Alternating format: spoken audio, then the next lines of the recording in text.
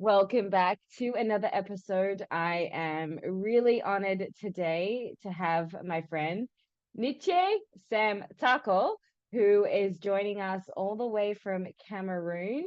And thank you for spending some time with me today.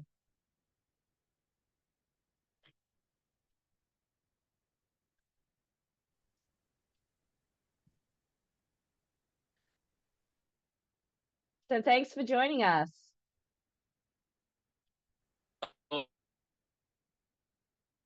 Advocate, and I run a counseling clinic, and equally I'm a proprietor of a mental health training school called FOMCAM Institute for Professional Development.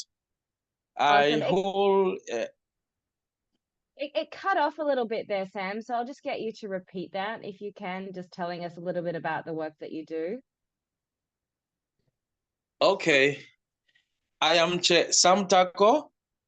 I'm a Cameroonian and based in the northwest region of Cameroon. I am the director of FOMCAM Community and Mental Health Organization and proprietor of FOMCAM Institute for Professional Development, where we train people on mental health counseling and psychosocial support. Um, I'm a family person. I'm married and I have 4 kids and a humanitarian. And I work basically in the northwest region of Cameroon. So with people that are having mental health issues stemming from the crisis, from the armed conflict that we have here in the northwest and southwest regions of Cameroon. So as a mental health advocate, I work towards giving these people preventive treatment, which stems from awareness creation of the various mental health issues that people are experiencing, helping people to take out the stigmas that are involved in mental health,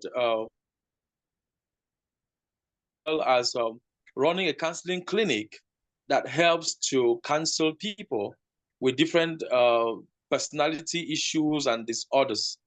And we address the root causes for mental health illnesses. And those root causes stem from poverty and uh, the crises that are going on in the region where people are traumatized, they lose their property, they lose their homes, they lose their loved ones, and some are without homes, and some move into the cities where they don't even have places to go. They perch in under deplorable conditions without food and shelter. And so all of these just increase the problems that the people are experiencing. So my goal as a mental health advocate is to help these people restabilize mentally and equally to work with the probability of addressing the root causes, which some is poverty. We give some income resources for income generating activities and teach them financial literacy, and that can help them.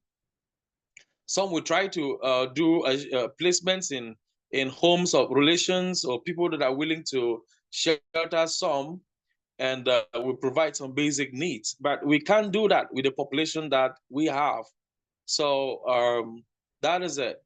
Livelihood is a great need. Wash material is a great need. Food is a great need. And training in education as well as vocational training, skills for employment that can easily get employment, those are great needs that when met, it will address some of the root causes of poverty and the mental health challenges that people face in the crisis region where we are here in Cameroon. So let's backtrack for a minute, Sam. You know, many people who follow me know that I'm very passionate about conflicts that don't get much attention, Cameroon being one of them. And it's been in a crisis state now for several years. Can you give us a little bit of backstory about what is happening in your country that people might not be aware of, and why this sort of war continues to simmer? Yeah, the main issue is the Anglophone regions of Cameroon believe that they came into an agreement with the French government as equal partners in the sharing of powers and resources. So the English-speaking regions, they feel marginalized. So because of that, they want the restoration of the statehood. which meets with a lot of resistance. And so that is the main reason why there's a crisis between the English-speaking people of Cameroon and those of the French. So very, very happy that the language system and the culture for the Anglophones, the French wants to usurp their culture and marginalize them to now uphold their own culture, and language barriers. And these are some of the things that are actually causing a lot of disturbances between the two regions, between the English-speaking regions and the French-speaking. So there may be other political reasons, which is best known by the politicians, but to the basic of my knowledge, I think that is exactly what is happening. That is leading to a lot of destruction of properties, and people are being killed and all of that. So that is I think that's the main issue, which to the best of my knowledge is the reason for the crisis that is going on in Cameroon right now. So that's really interesting, having, I guess, a conflict over language, really. The French language being on sort of one side of it, and then the suppression of the English speakers on the other side. How is that playing out? You mentioned destruction of property. What other acts of violence are happening as a result of this? This is equally leading to situations where the class of there is lack of trust. Those that are associated with the government, I think that there is a feel that they are sellouts, and families that are not associated with the government or in government institutions, sometimes they are a subject of attack. So it's something that you can never for really sure be able to say that this is the main cause. But I think that with the crisis, it has brought in opportunists who wants to take advantage of the crisis and to create harm on other people, either within just the region, or for some other reasons that are best known to the people. But I think that people use it as an opportunity to extort funds from people, with kidnappings that are going on, with a lot of infighting and all of that. So I think it's a major cause of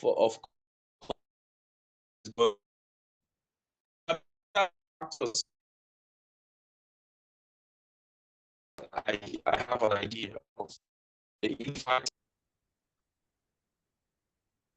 So, Sam, as a father, what do you tell your kids about what is happening in their country? How do you tell them something so heavy when they're so young? Oh, as a father, it is I give my kids is with infighting on. I'm sorry, we're having some network issues. Sam, can you hear me?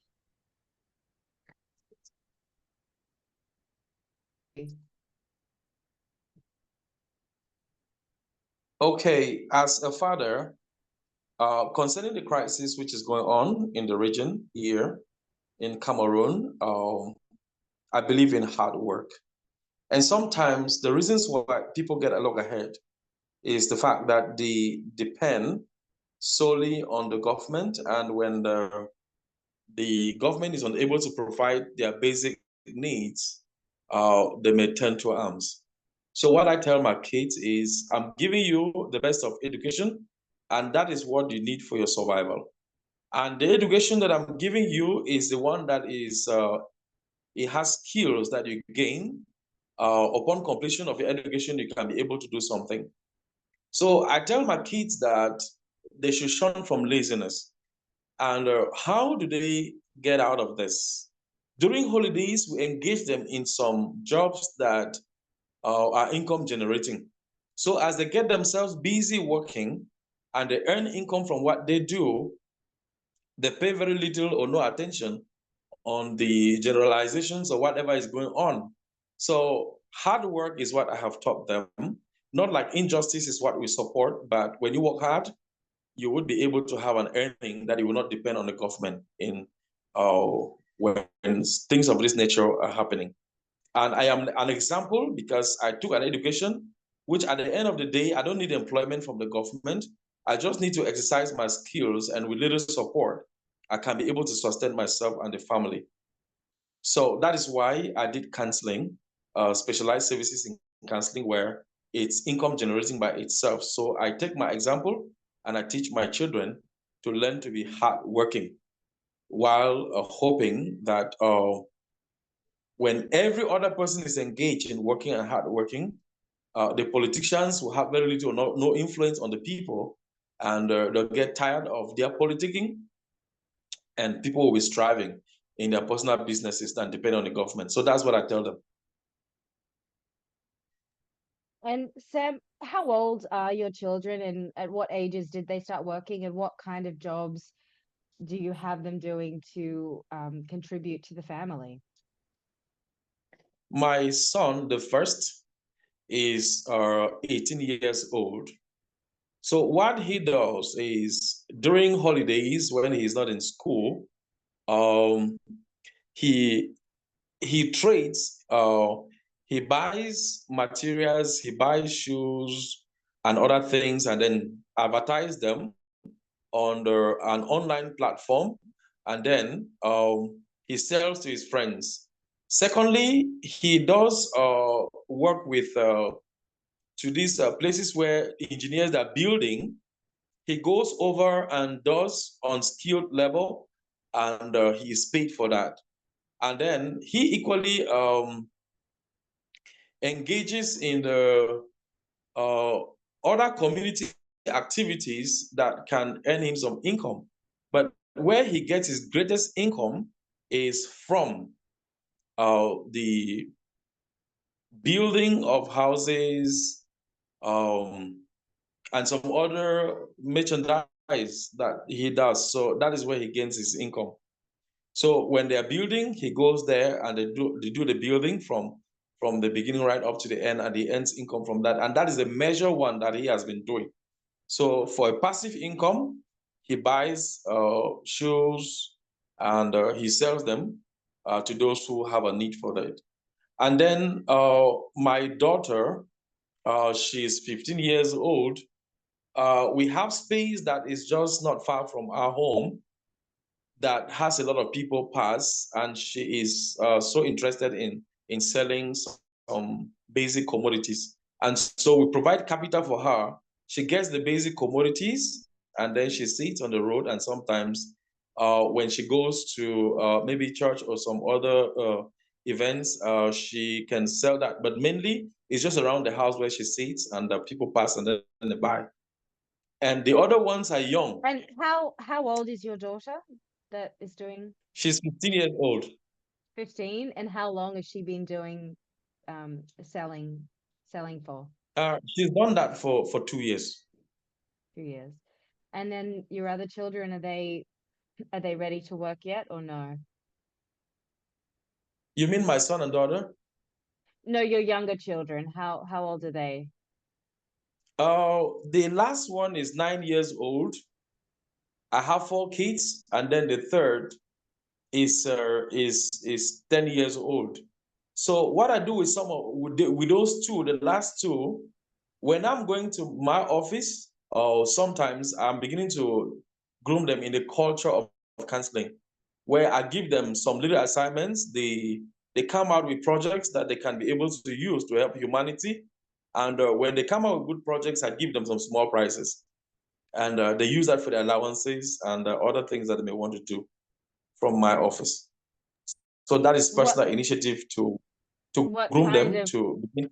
yeah, what kind of projects are they coming up with? My last daughter is so passionate about helping the destitute and the orphans. And next week, the project which she wrote that she wants to help orphans that don't have a source of income that are IDPs that are from the communities. I have been able to acquire some materials, school bags, books, water bottles, pens and pencils, erasers, and I mean a backpack that she will be going to a primary school that is mainly, most of them are IDPs that have come from the hinterlands and are perching in the city here. So she will be going up there with myself and Hajino, her elder sister, for them to go there and show their solidarity to these children that are destitute. So the two of them have a lot of passion for those that are in great need and are vulnerable. The third has a passion for girls and educating them on some issues about life. For example, she thinks about respect for one another. So I see her more of peace building, respecting one another, the culture of respect, the culture of uh, doing things that are independent to help yourself. And that is the third daughter. She's so much interested in that. And then she loves telling people about the things that they can do to earn an income. So she's more of empowering the young girls on peace building, innovative things that can taking care of themselves, personal hygiene. That is what I've seen her so passionate about. So I asked her to write a project about that, and she has done something small, which I'll help her to develop the project. And then I can get some small income, even if it's just for 3, 4 kids. She buys watch materials and then meet the needs of those orphans and destitute that are in the city here. So I see the last two, they are so passionate about humanitarian work. And the third is equally passionate about education of the girl child. So I see a lot of them moving towards that direction of humanitarian work. So I encourage them through their small projects which they write. And I give them some basic income to get what they need. And then we go out to share to those that they actually have done an assessment to know that these people are really in need. So that is what they are passionate about. And when they come back, I do motivate them with a basic allowance that they can be using for themselves and their personal needs. No, that's beautiful. I think you can never be too young to, or kids can never really be too young to sort of expose them to how they can contribute to a better world and a better community. And yeah, I think that's really beautiful that they're so young and that they have that passion already. That's really Yeah. special. Just going Mhm. back a little bit, I'd love to hear a little bit about your own childhood in Cameroon and how you grew up and how what was it like growing up in Cameroon? What's yeah, just give us a little bit of an insight into your childhood. Okay. I didn't come from a rich background. Oh, my parents were um, kind of kind of middle income, less than middle income, and they were just struggling, barely struggling to keep us up and bring us up. So as a little child, I grew up to love education at a very tender age. So growing up with other poor children, I used to go to school barefooted without shoes, and I used to go to school without pullovers. And at the time, my parents weren't rich enough to get me all of those things. So that was when I was at a basic primary school. So by the time that I got to primary 5, I just told my dad that I want to do something that can generate income that will help me. So I used to go to the forest, I harvest wood, and then I split the wood and I carry it on my head. I go to the city and I sell wood, a large bunch for less than $1. And that is what I give my mom to prepare food where we can eat with our siblings. Um, I go to places where they build houses and I take a contract to carry water from the stream and I fill the drums that the people use to keep water. So I filled the drums. A drum was about $2.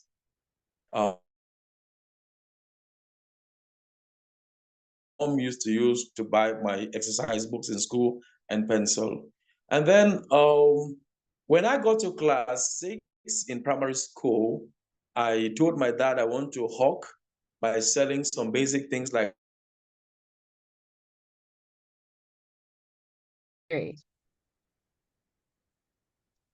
Yeah, so when I was getting to secondary school, that is class 6, third term to go to secondary school, I told my daddy I want to hawk.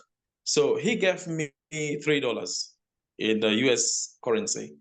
I went to the market, I bought comb, I bought mirror, I bought savon, and I moved around in my hands and I was hawking. And so I sold those things.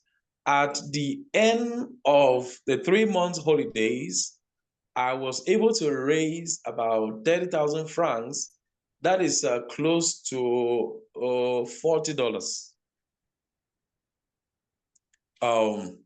So I used it to buy my equipments, my books, my school needs, my uniform, some of my textbooks. In fact, I bought all the basic needs that I needed for secondary school, and my dad only paid my school fees. So growing up, I went to secondary school, and I did so well from primary 1 right up to primary 4. And in primary 4, my dad had an issue with my mom, a conflict, and my mom got angry and left my dad. So we stayed with our dad, and suffering. I went through depression, but I didn't know that was depression. And then I lose concentration in class. I was kind of stigmatized because I could not speak about my parents. I was depressed. And all of these things happened, and I didn't know that that is exactly what was happening to me. So I was unable to pay my school fees because my dad too was angry, and he just went on retirement, and he could not help us as he would before. So my elder brother had finished the university. So my principal knew that I was the type that I wasn't owing school fees. And he called me to his office and told me, Mr. Anthony Fort Lucas Ambe is still alive on retirement. He asked, do I have any brother that has studied sciences that can help to come and teach in school? Then from his salary, they can pay my school fees. And good enough, my elder brother did sciences. So he took him, he started working and paid my school fees right up to advanced level. He got married and life became difficult for him, and I could see it. So I told them, I want to take my life and my destiny to my hands. From this level, I've had the basic that I need to strive.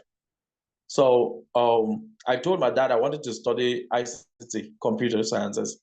So I did a 3-month scratch program, and I gave my all in studying that program because I knew that was my life. And if I play, I wouldn't have income. So at the time that I was studying within the 3 months, my dad bought me an old computer, a fairly used computer. And when I leave the classroom, I equally arranged some people in the community, some who had never seen a computer but were willing to learn. So when I leave from school, from the first month, when I come back home, I'm training people on what I have studied in school. So they were paying me about $10. So I use the money now for my transport to go study and for my basic needs.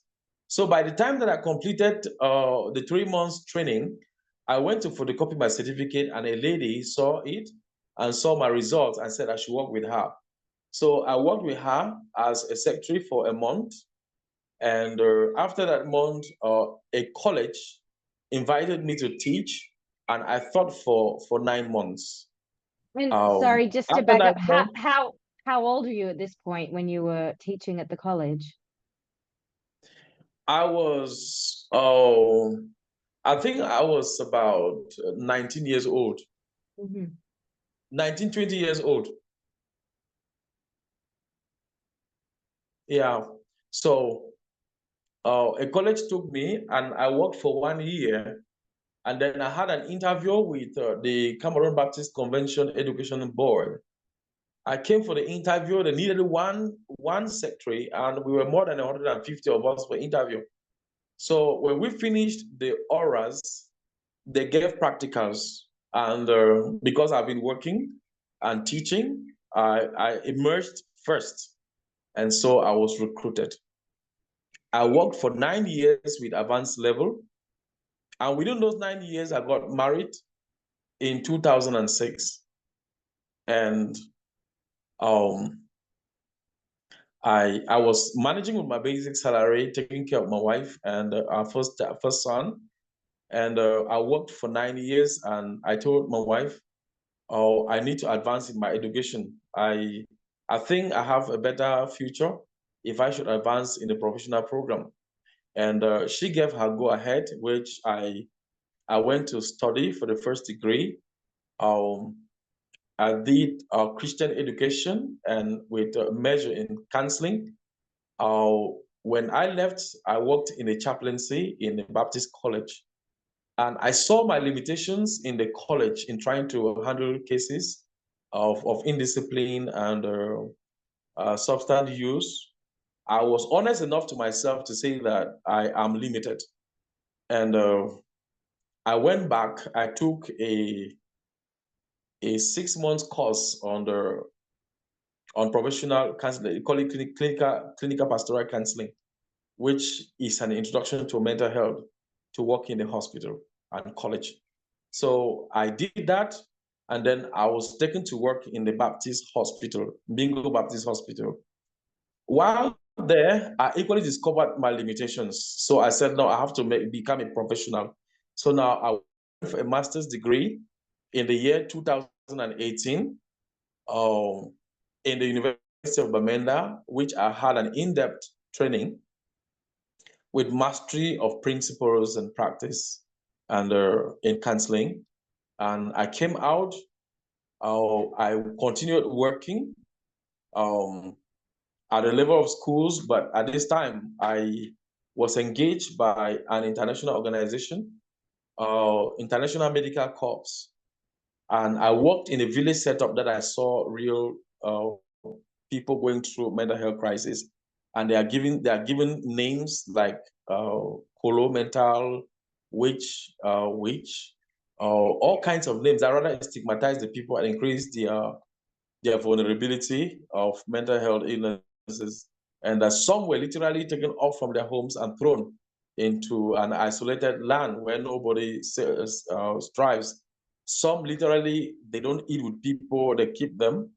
And so that actually, engraved in my heart. Then I had a reflection on my childhood when my dad and mom were separated, and it worked on me. And I said, no, I need to get deeper in this counseling to help humanity because I have passed through. I'm a wounded healer, and I need to help others get healing. So after working, I had the urge to get licensed as a clinical psychologist. So I chose, after talking with my wife, to take a PhD. And so I am in my last phase. I've done all of the coursework for PhD. I've written the comprehensive exams, which are validated. And presently, I am on my project for defense to obtain a PhD in clinical counseling. So working with International Medical Corps and working with the regional hospital, that is a government hospital in Bamenda, and I decided to set up a clinic, knowing that I will not work for the government hospital or work with international organization for life. I need to go more into the communities where people are really experiencing suffering, because most of the international organizations that are here are project-oriented, are not program-oriented. So when the funding ends, the program ends. So I saw that as a limitation. I said, let me bridge the gap to start a program where I can run from my clinic, which is legally recognized. I can be able to reach out to all other communities While counseling people, I obtain some income from counseling, and I can use that income for family use to take care of my family. And the fallout, I move to the communities as community outreach or home outreach to help people that are going through mental health illnesses and all stresses of life, to give them hope and healing. So when the project ended.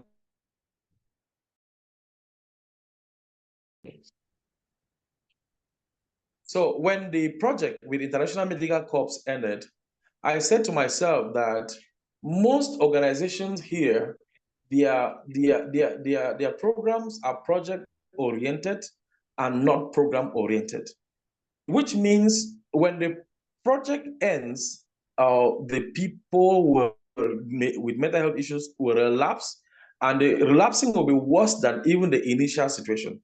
So I took upon myself that I would run a mental health counseling clinic where I can get some income from it, and then I take care of myself and family. Then the profits from it, I will go to the communities where people are really suffering, and I'll be able to help them. And I think that if I have support, I will be program oriented, and we can get some other projects that can be a source of income to sustain this mental health project and address their root causes. That is my goal, so that humanity can gain a mental state that is good and build resilience in the people. And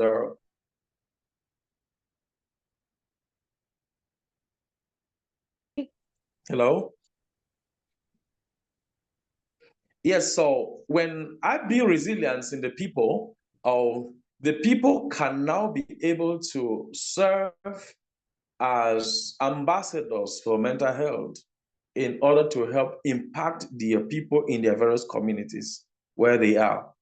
So Is I there discovered that. still is there still a lot of Sorry. stigma? Oh, I just wanted to ask you about the stigma. Um, is there still a lot of stigma around mental health in Cameroon Yeah, there where is a lot of stigma in Cameroon, a lot. Even myself, I can remember a pastor who has a doctorate degree in missions told me that telling people about mental health, I have lost my focus. And so I'm not supposed to exist. And gave me names, but I really didn't bother because I knew he was ignorant. So many other people, it is not only the others that have been stigmatized. Myself, I have been stigmatized. I mentioned that I have been stigmatized myself, and many people in the country are not yet aware of the issues of mental health, still suffering abandonment, and some are being discriminated and stigmatized because of the lack of knowledge about mental health. So my goal is to reach these people through media, social media, through television, through the radio, and through community groups and churches, where I can reach out to a good number of people. And this program I see is sustainable. I am 60 mental health advocates that in their different communities in Cameroon, the knowledge which they have gained, they can use it to create that awareness about mental health issues. And so that is what I'm doing now as a sustainability plan, because I can't be everywhere. But if I train many people in different regions and communities in Cameroon, they can be able to reach out. In the month of May, FOMCAM with its students were able to reach out to 1,027 persons with uh, awareness creation and knowledge on mental health and the varying issues that are underlying mental health and how it is affecting people. We're able to reach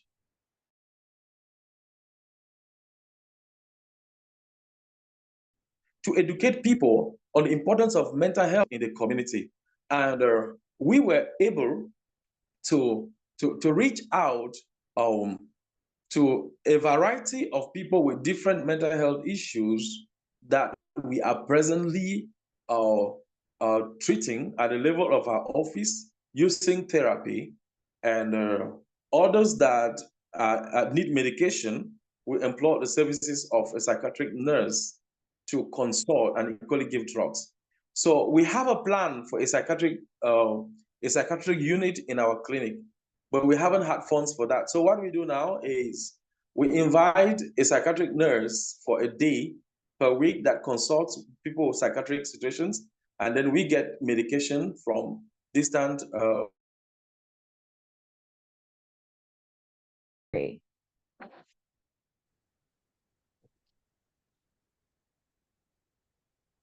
Yeah, so we invite a nurse who consults in the clinic once in a while when we have the cases, and we are longing to have that psychiatric unit in our clinic so that when we have the cases, they will not need to move over long distances, and sometimes with limited resources to get those drugs. So if we have a psychiatric unit and the drugs in our clinic, especially for those who have epilepsy, it is going to go a long way to heal the people.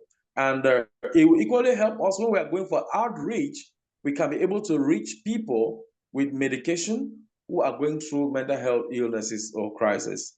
So that is our midterm and long-term plan, to get a psychiatric unit in our clinic so that we can actually help a lot of people going through psychiatric cases, psychiatric illnesses. What services are there for children going through mental health issues in Cameroon?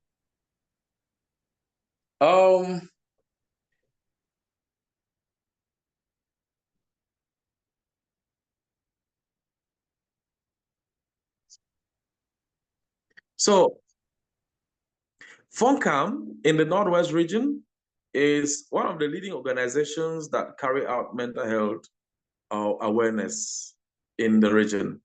So with retrospect to children, we educate the children on the various mental health groups. It is mental health issues. It is through one of our programs that we hold every holiday for children. We call it Journey to Self-Discovery. Why Journey to Self-Discovery? These children go through a lot of mental health issues resonating from abuse. With this crisis, a lot of people leave the hinterlands and to the town, into the city, where you have more than 20 persons living in the same household in very few rooms. So many children sleep on the same bed. Some are being abused sexually, and others are emotionally tortured, and others go through all forms of violence. So we use this program, Journey to Self-Discovery, to educate the children on their rights to mental health, right to education, right to self-guarding, and we give them skills that they need, that they can be able to speak out and make their voice known. And for those we discover, we relate them to legal institutions that prosecute perpetrators of violence to these children. That is what FOMCAM does. So we do preventive education through awareness creation, through face-to-face meetings in our self-discovery program, through the radio, and through trainings that we have with these children. That is how we are able to reach them and create this awareness on mental health. What impact does poverty have on mental health? Poverty is one of the leading causes of mental health problems. Once somebody has not eaten, the person is angry. Once the person is angry, the person becomes violent. And once the person becomes violent, the person kind of get into a stage of depression. Depression leads to post-traumatic stress disorder. And when it is not resolved, the person becomes a delinquent. And being a delinquent, the person now moves onto the street and abuses people, and creates a kind of an environment of instability through maybe taking from people, by force, stealing, and other forms of violence. So when somebody has a meal on the table, you are happy. When you're happy, you have the energy to work. When you have the energy to work, you'll be able to earn from your resources. And that will give you a stable mind of peace. And you will not, to an extent, not go through some kind of distresses resulting from poverty. So a mindset that is poor develops stressors. And these stressors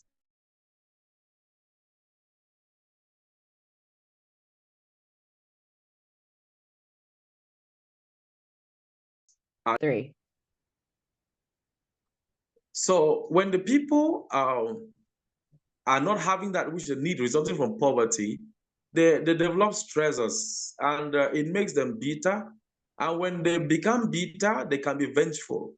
When they are vengeful, they can create an atmosphere of imbalance in the society, and they can become potential nuisance to the community. And a hungry man is an angry man.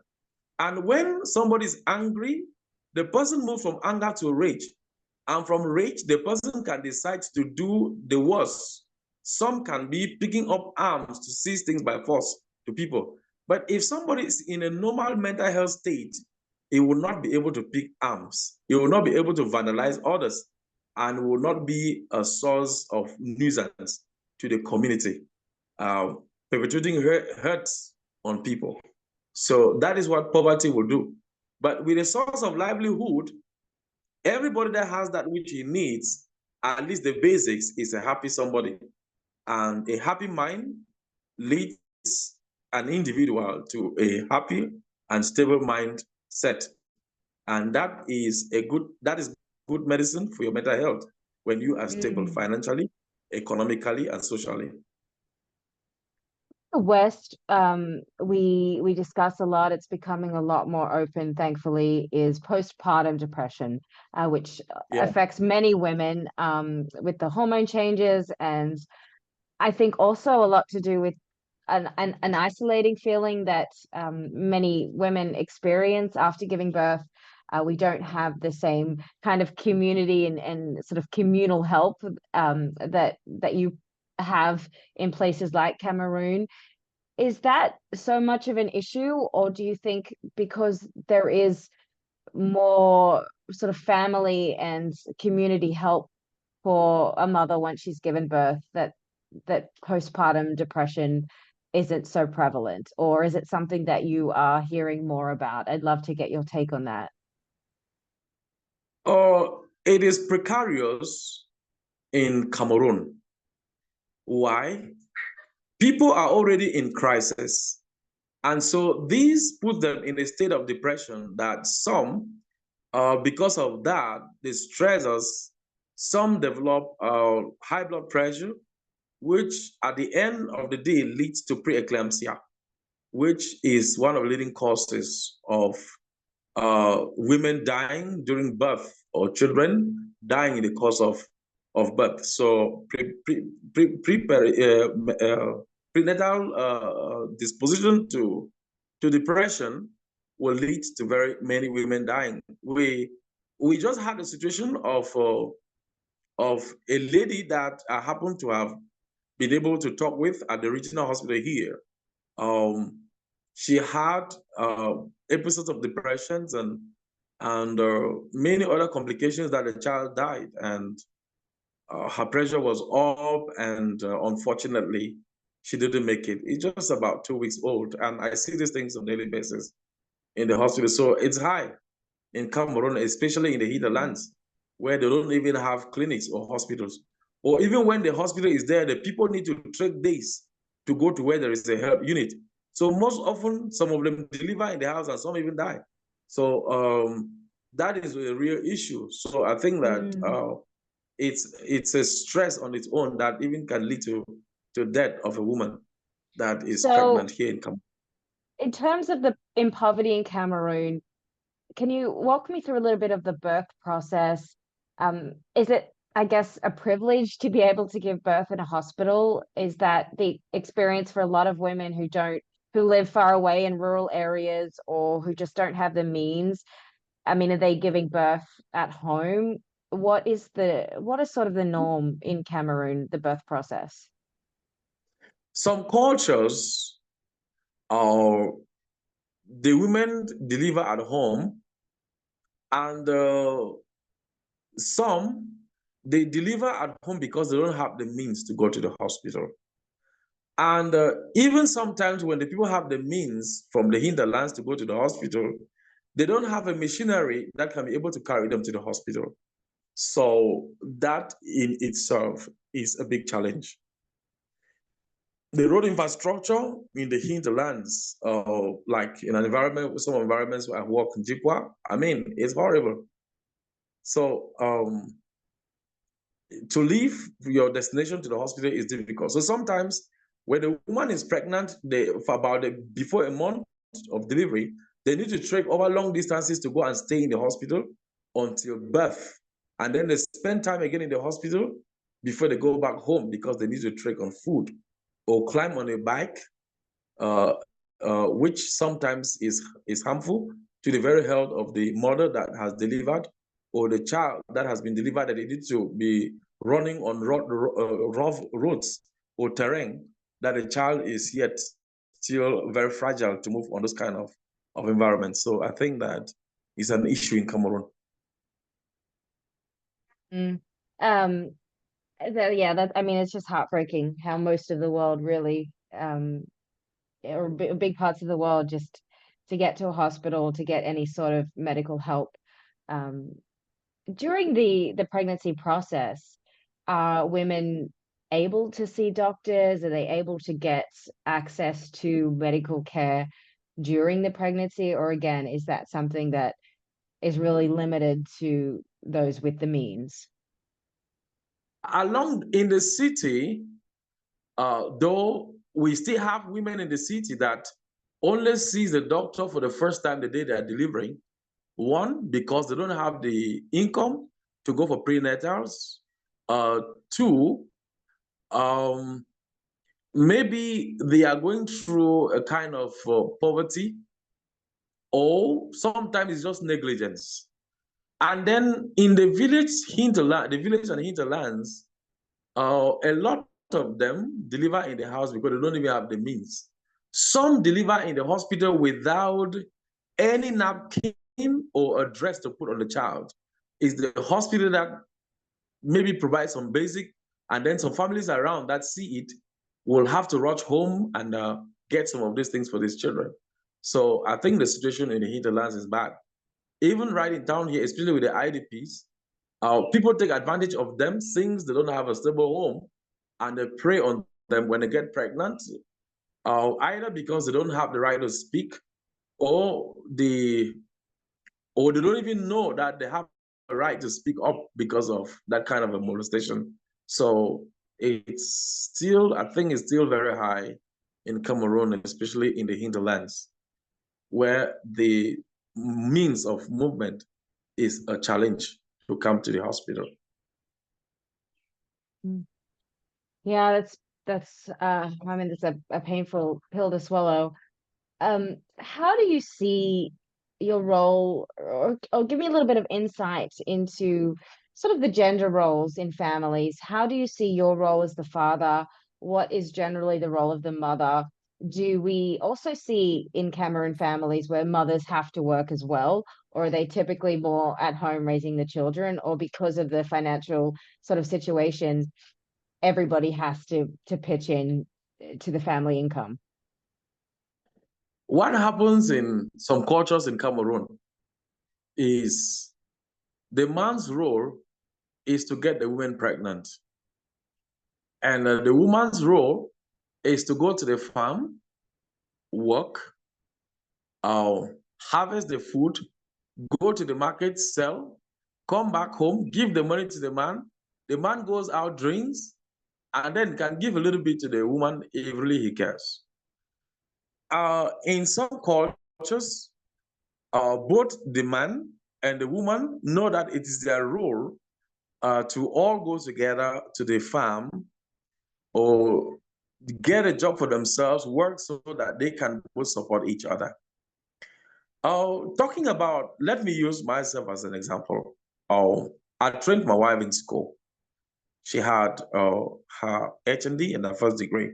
So we looked for a job for her, and she's working and she's earning. I myself, I'm working in my clinic, and whatever we get at the end of the month, she has needs that she meets at home, and as well as have my own roles and responsibilities. And we don't see each of our roles as a problem. So we communicate to see how we can effectively help ourselves. But this is what happens in some homes. But in some homes, the men don't know what their wife earns. The woman don't know what their husband earns. And at the end of the day, there's a lot of infighting between them because the man expects to have the woman's money. The woman expects to have the man's money. At the end of the day, both of them are at loggerheads, and there is abuse of the women by the men. In the village setups, the men go for hunting to get game, and the women go to the farm to farm. So once the man brings the game at home in the evening, he prepares it as meat, and the woman, what she has brought from the farm, both of them bring their inputs together and they prepare, and the whole family is happy. In some homes, even at the city, it is a woman that works to pay the school fees of the children, buy the books, feed the children. The men don't even care. So there is that laissez-faire attitude where men sometimes abandon their responsibilities to their wives, and the women suffer a lot on that. So I think if I have a role to play in this, is the role of educating the men on the different gender roles, and which role one has to play in the family in order to get a stable family, psychologically, mentally,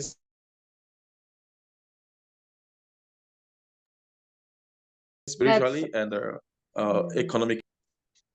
Yeah, go ahead. I said that's really, really important work.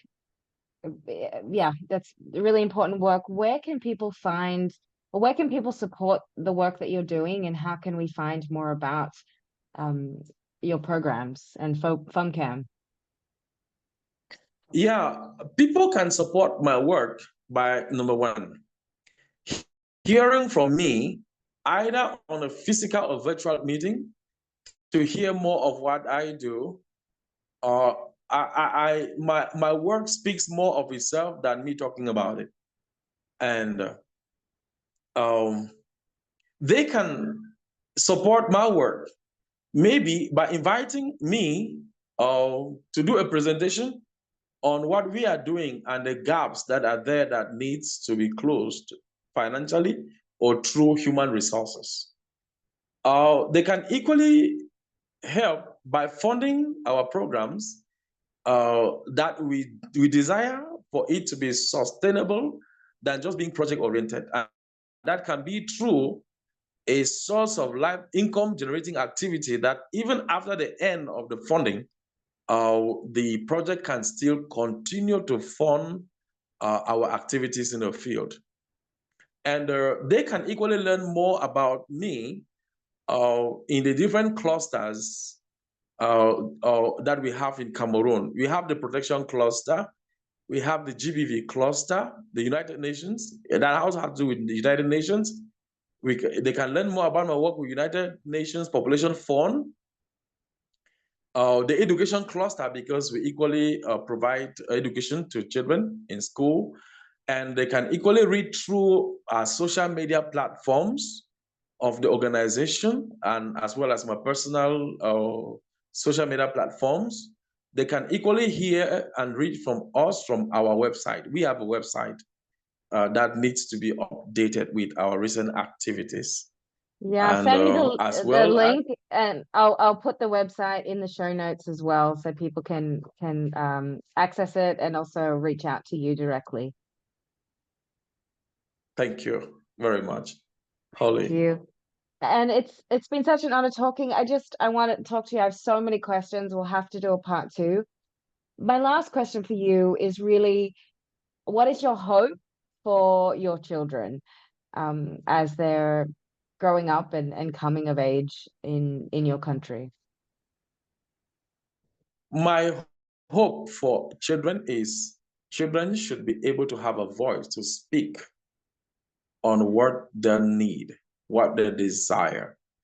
Children should be given their voice to them. As they grow up into youthful age, oh, they should have an education that is skill oriented, that can give them jobs without necessarily depending on the government or individuals for employment. My hope for children is to have children that will be promoters of peace and innovation in the country. Children that will be patriotic to their country and be able to work towards the wellness of their own country. My hope for the children of Cameroon is that they will become peace builders, because without peace, every nation is in a sham. That's my hope and prayer for children in Cameroon. That's so And beautiful. children that shall be mentally stable, mentally stable. Yes, mental health is really, it's the cornerstone of all health, really.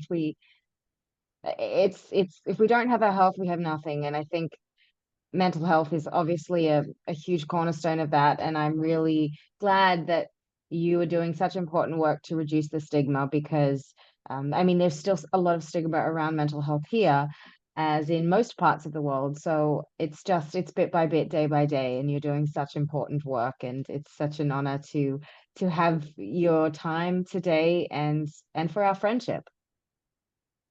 Thank you, Holly. I'm most excited, and I want to actually thank you so much for this visibility. Thank you.